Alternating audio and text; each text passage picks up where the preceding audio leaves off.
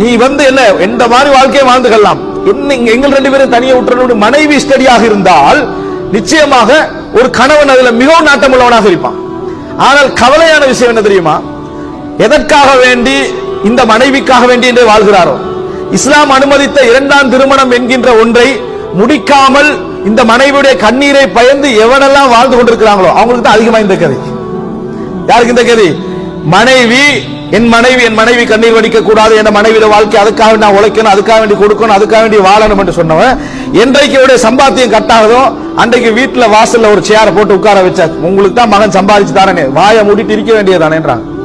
முடிஞ்சதெல்லாம் உங்களுக்கு தான் சாப்பாடு தனியா வருது, உங்களுக்கு டிரெஸ் பண்ணப்படுது, உங்களுக்கு எந்த செலவு, என்ன பிரச்சனை, ஏன் சத்தம் போட்டு கிடைக்கிறீங்க, என்ன சீக்கிரம் அப்படின்னா என்ன, நீ உண்ண வேண்டியதா, அயம் பண்ண வேண்டியதா, தூங்க வேண்டியதா, உனக்கு டேப்லெட்ஸ் எல்லாம் வருது, மருந்து வருது, திருப்பி என்ன பிரச்சனை அப்படின்னா நீ யாரு? நீ ஒரு ஜடம். நீ என்ன ஒரு ஜடம். இதுக்கு முன்னால நீங்க உணர்வுள்ள மனிதர். இப்ப எப்பன்னு சொன்னா நீங்க அழுதா கொஞ்சம் அழுவாங்க.